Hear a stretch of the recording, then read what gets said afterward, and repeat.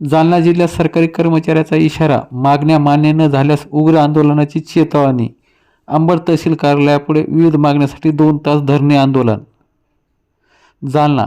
आज दिनांक 12 फेब्रुवारी 2026 राज्य सरकारी कर्मचारी मध्यवर्ती संघटना जालना जिल्हा शाखेच्या वतीनं आज अंबड तहसील कार्यालयापुढे जोरदार धरणे आंदोलन करण्यात आलंय. देशव्यापी संपाला समर्थन देत जिल्ह्यातील शेकडो कर्मचारी 2 तासाच्या धरणे व सत्याग्रह मोर्चात सहभागी झाले.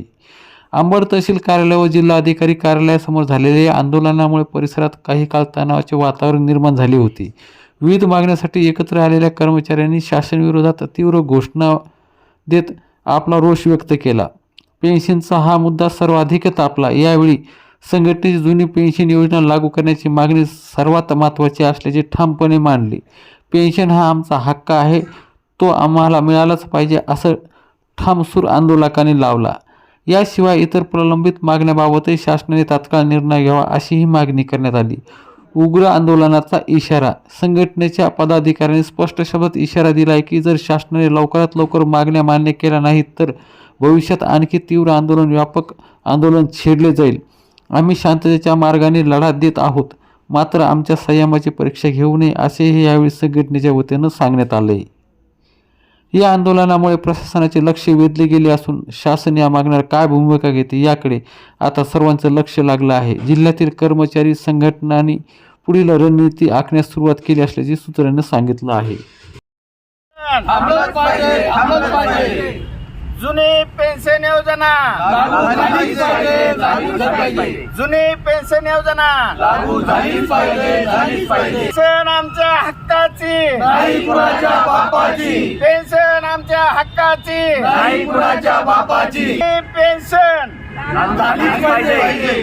जुनी पेन्शन लागू झालीच पाहिजे. अरे देत कसे नाही, अरे देत कसे नाही, घेतल्याशिवाय थांबलंच पाहिजे, थांबलंच पाहिजे. खाजगीकरण थांबलंच पाहिजे, थांबलंच पाहिजे.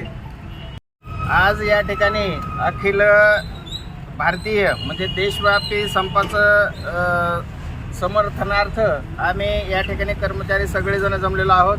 प्रत्येक जिल्ह्याच्या ठिकाणी, तालुक्याच्या ठिकाणी या संपा म्हणजे धरणे, सध्या सत्याग्रह म्हणजे धरणे आंदोलन चालू आहे.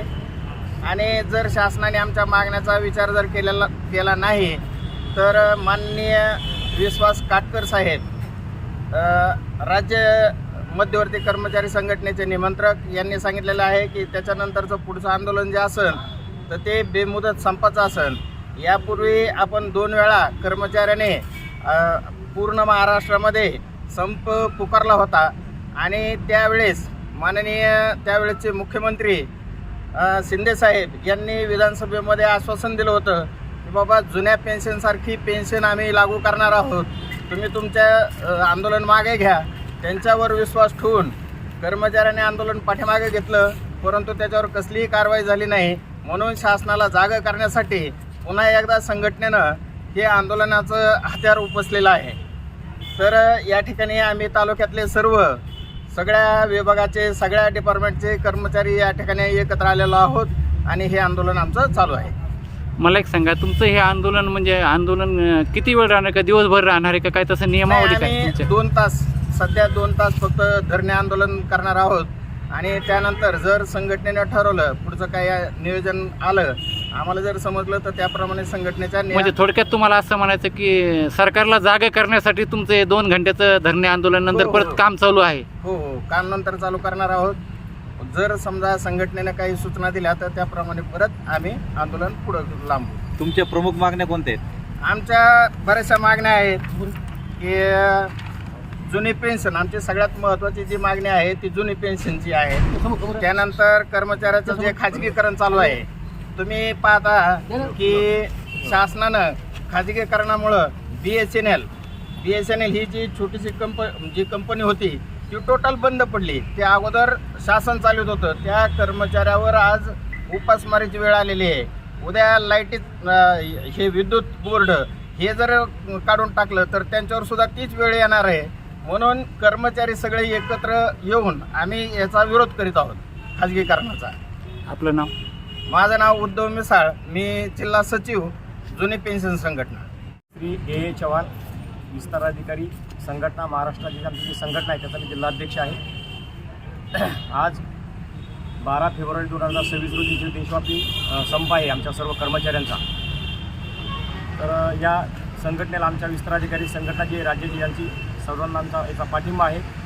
आणि खरोखरच शासनाने जे काही आमचं खाजगीकरण केलं आहे हे खाजगीकरण बंद व्हायला पाहिजे. कंत्राटी पद्धतसुद्धा बंद व्हायला पाहिजे. त्याच्यानंतर सेवानिवृत्तीचं वय आमचं 60 वर्ष झालं पाहिजे, ही सुद्धा आमची एक मागणी आहे. आणि खरं तर कर्मचाऱ्यांचे जे हक्क आहे तेच त्यांना मिळालं पाहिजे, परंतु सरकार त्यावर गदा आणत आहे. आणि यासाठी कर्मचाऱ्यांना नियमित संप पुकारून त्यांच्या विरोधामध्ये आम्हाला हे करावं लागतं, धरणे आंदोलन करावं लागतं. ही म्हणजे खेदाची बाब आहे. असं व्हायला पाहिजे नाही. कारण कर्मचाऱ्याचे जे काही हक्क आहे त्यांना हे त्यांच्या म्हणजे नियमाप्रमाणे आपल्या याच्यामध्ये राज्यघटनेमध्ये जे काही आपले दिलेले कलम आहे त्याप्रमाणे मिळालं पाहिजे, परंतु तसं होत नाही. नियमितपणे सरकार या कर्मचाऱ्यावर गदा आणते आणि मग परत त्यांना त्यांच्या हक्कासाठी भांडावं लागतं. तर हे सर्व बंद झालं पाहिजे. आमच्याजवळ येथे 18 मागण्या आहेत. तर देशव्यापी संप आमचा पूर्ण इश्यू झाला पाहिजे, म्हणून आम्ही आज या तहसील कार्यालयासमोर अंबड तहसील कार्यालयात सर्व कर्मचारी बसलेलो आहोत. आणि आम्हाला खात्री आहे की आमचा हा संप यशस्वी होईल. आणि आमचं महाराष्ट्र राज्य विस्तार अधिकारी संघटना जी आहे ते या सर्व आमच्या म्हणजे याला आजचा जो संप आहे या संपाला आमचा पाठिंबा आहे. यानंतरही जर आजचा आमचा संप यशस्वी झाला नाही आणि आमच्या जर मागण्या मान्य झाल्या नाही तर आमचा जो संप आहे आम्ही हा आणखी तीव्र करू, अशी मी आपल्याला याच्या धरणे आंदोलनातून ग्वाही देतो. तुमचं नाव? माझं नाव आत्माराम आसाराम चव्हाण, विस्तार अधिकारी पंचायत समिती अंबड, महाराष्ट्र राज्य विस्तार अधिकारी संघटना, जिल्हाध्यक्ष जालना.